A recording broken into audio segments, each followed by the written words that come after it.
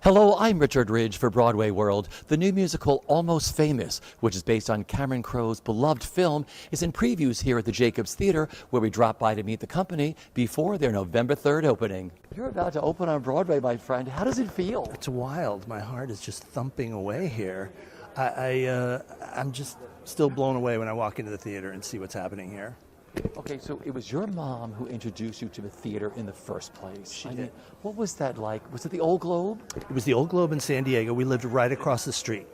And, you know, she would say, like, come on, we just walk across the bridge. It's going to be as you like it. It's wonderful. It's Shakespeare. I'm like, can I stay here and listen to my contraband rock records? Do I really have to go to the theater? Oh, you'll brag about it one day. She took me to many plays. And years later, as life can sometimes be, the ironies were deep when they said you can do your, out-of-town tryout with Almost Famous, the musical, like here, or Boston, or San Diego. I'm like, where in San Diego? The Old Globe. I'm like, okay.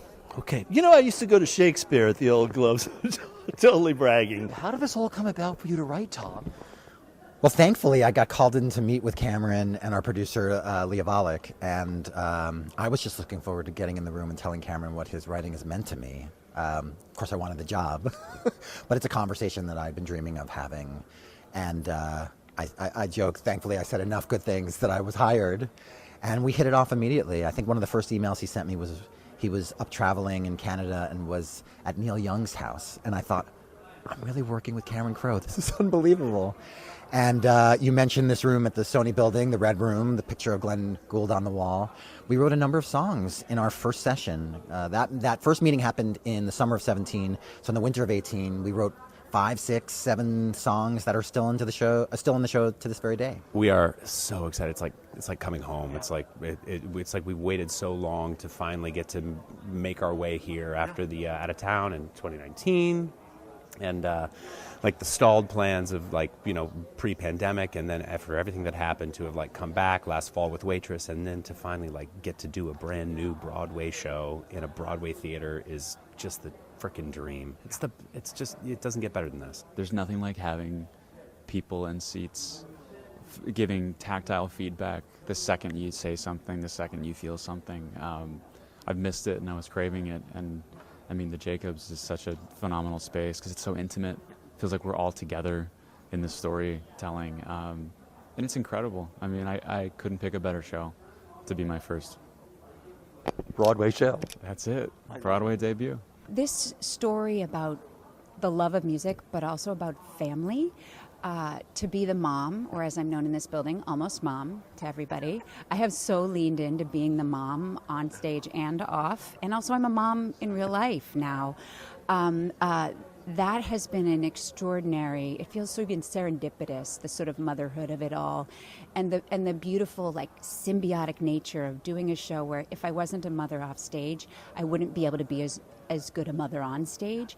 And then how much this show, oddly, the size of the role, the support of the team and stage management and the producers have so supported me being a mother in my real life that has been unbelievably special. I'm having the time of my life, man. I cannot believe we're finally here.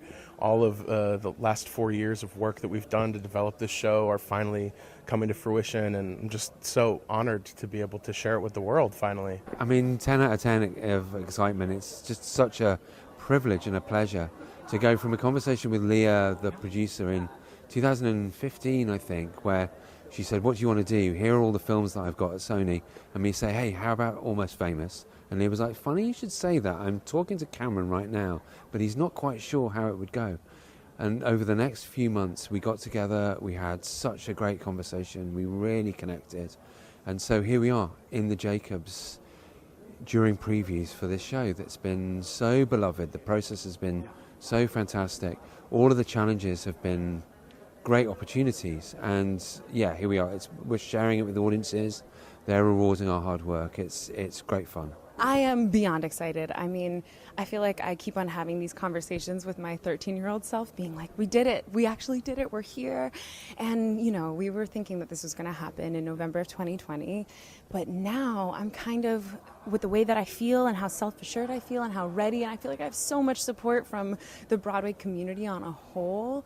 I feel like it couldn't have come any sooner or any later. Like, it feels like it's happening right on time. And I just feel like the luckiest girl in New York. It has been a really surreal experience. I mean, it's just so many dreams coming true at once. Like, obviously the dream of, you know, always wanting to be on Broadway, but like, I also get to kind of be at the helm of it, and I get to work with a lot of heroes of mine. It's just everything all at once.